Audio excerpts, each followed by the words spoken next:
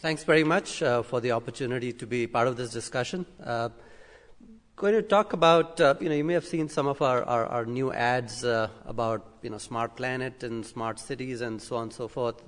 So this is a huge new focus within the company, and I'll talk a little bit more about what this means from a transportation perspective and what some of the business opportunities that it's bringing forward and what kinds of solutions we are working on. So again, to your point, Amit, a lot of these things we are the capability that we are enabling would be, we're keeping in mind that it should be just as applicable to a developed country versus developing countries, because the underlying issues are the same.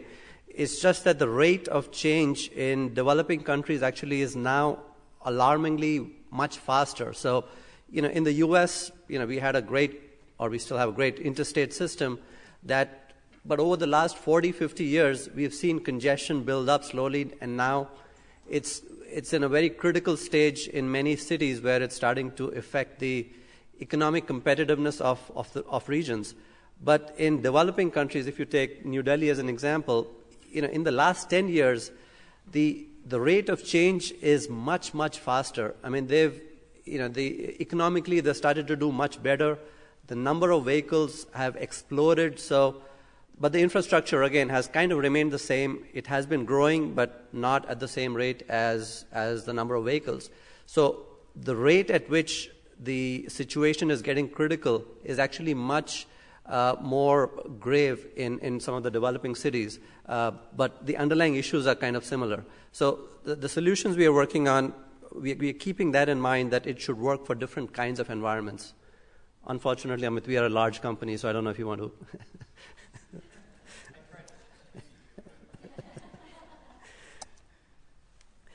All right. So, in this, the underlying thing, what we are, we've got a theme called, the initiative. We've got a big initiative called Smart Planet. Within that, we've got smart cities, smart supply chains, smart healthcare, smart, all sorts of things. But the smart cities seem to be resonating really well, and that includes things like smart transportation, education, public safety, healthcare. And things like that. That's something that we all touch and feel and experience every day. So that's worked out. There's a lot of interest in this, and there's a lot of discussions going on. I'll give some examples. The first question is why cities? And as has been discussed, that cities are the center of a lot of economic activity. A lot of the problems that are being highlighted are in cities. A lot of congestion, a lot of pollution, all that happens in cities. And if we can come up with any solutions that can benefit that challenging environment, there's a lot of relevance and applicability and benefits that the same solutions can get in rural areas and kind of intercity travel. There's this, but if the critical problem right now is focused on cities. And the trend continues to be that way. Last year, not last year now, but in 2007, for the first time, more people lived in cities than outside of cities. And that trend is going to continue to get much worse if we think of that as a bad thing, where in a few years, we're going to have as many as 70% living in cities. So if you think things are bad now, they're going to get much, much worse. So what do we do about it proactively? So talk about that a bit. So, as people move into cities, as economies develop, the rate at which we are consuming resources is pretty alarming. This just gives a couple of examples that, just as an example, to create a pair of jeans, it takes 11,000 liters of water. It's just mind-boggling, and there are several such examples of significant inefficiencies that exist, a lot of wastage that exists in the system. So in our cities, there's a lot of very precious resources, whether it's education or people that provide city services or roads, whatever. They're very scarce resources.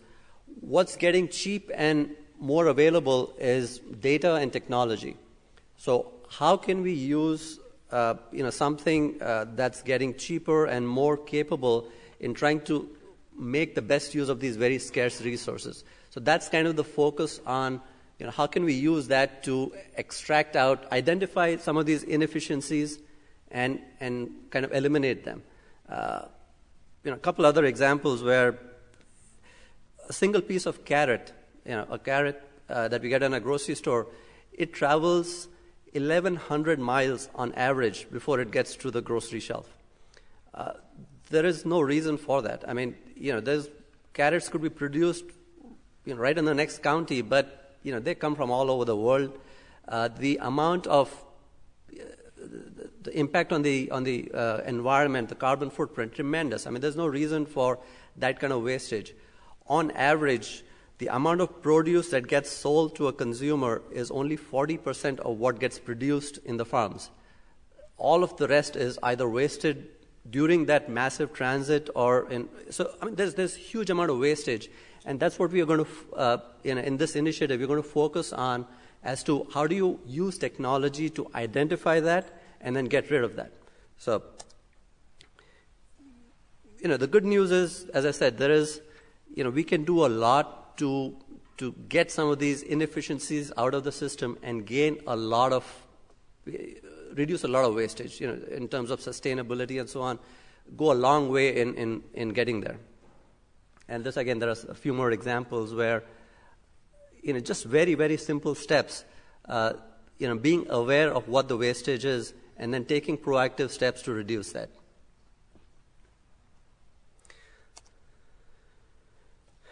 Now, focusing a little more on transportation, transportation doesn't happen in a silo. I mean, if you look at a city, there is transportation, you've got education, healthcare, so on and so forth. We are all talking about how do we improve the situation within transportation, but it's also worth a look as to how does that interact with other things. So if there is $10 million invested in education, let's say, what is the impact of that in public safety? What's the impact on healthcare? What's the impact on transportation? And so what are the linkages between all of them? The data is all out there. The question is, where is that data? Can you pull that together, and then can you meaningfully address some of these the synergies that can be obtained by knowing those linkages?